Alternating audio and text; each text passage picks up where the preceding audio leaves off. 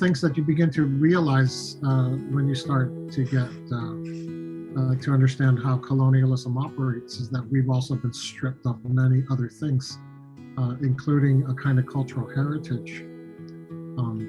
It would get even deeper than that, and consequently,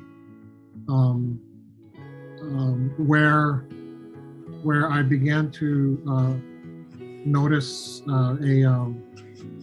about this seafaring tradition, this ability to carve ocean-worthy canoes and sail long distances using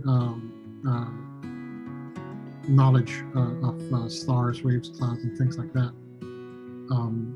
This was, of course, the story of the Hokulea, part of the cultural revival that was associated with the political renaissance and the radicalization of a new generation of Hawaiians.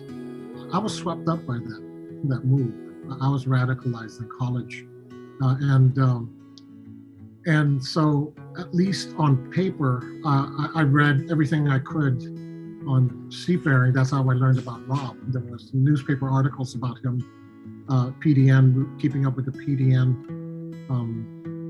All of my work, I should say, and this sort of sets it up when I returned home in '91.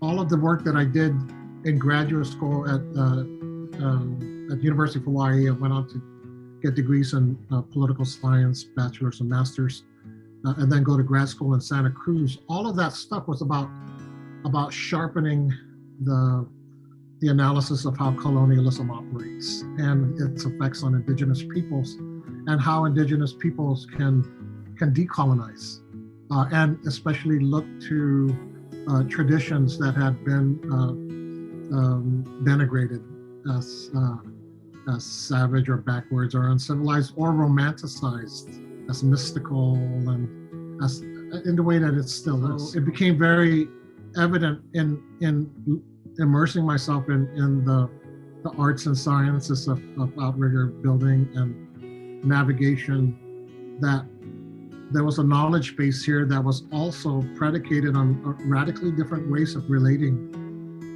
to the world around you. That held a lot of promise for customizing an indigenous type of knowledge system that was also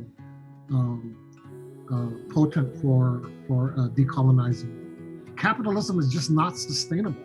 The level of consumption, the kinds of value systems that we have come to embrace, is not sustainable. And indigenous systems are. Indigenous systems that especially have that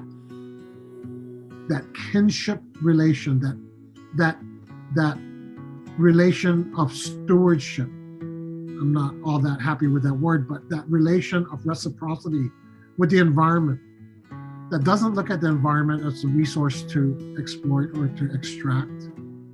It has a radically different definition of what development means. It has a radically definition of what it means to be human.